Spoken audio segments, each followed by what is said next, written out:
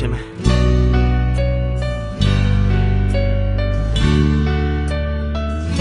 จะเป็นอย่างนี้ให้เราสองคนแยกทางซะดีกว่า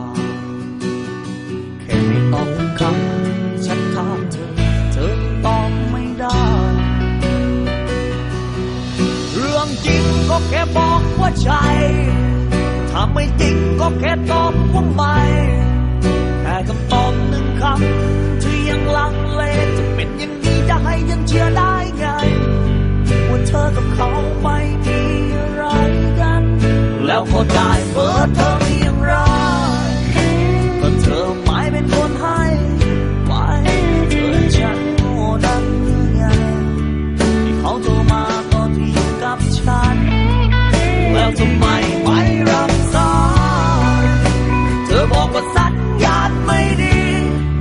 ฉันว่ามันสัญญาณมากกว่าไหม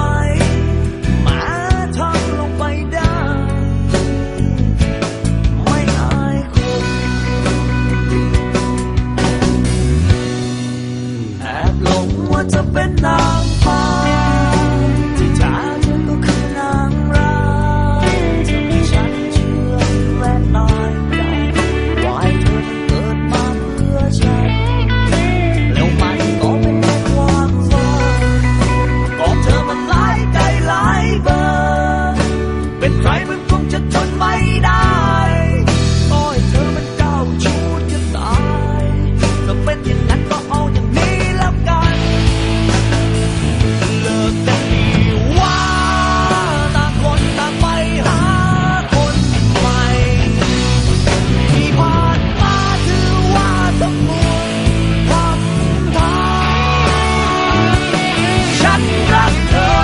มองไม่เห็นค่าสักวันเธอจะต้องเสียใจร้องไห้และอย่ามาเสียดายอย่ามาเสียใจแล้วกัน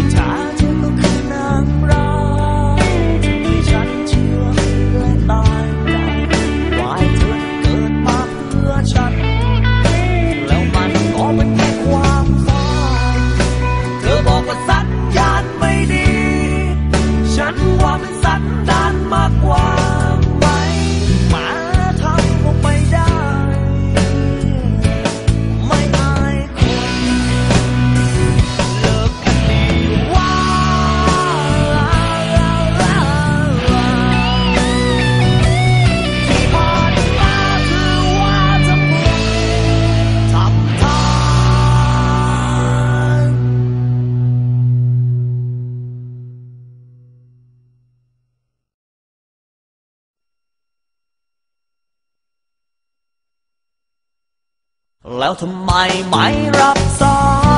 ยเธอบอกว่าสัญญาณไม่ดีฉันว่ามันสัญญาณมากกว่าไหมมาทำลงไปได้ไม่อายคนเลิกกันดีว่า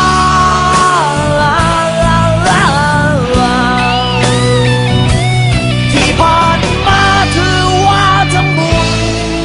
ทำ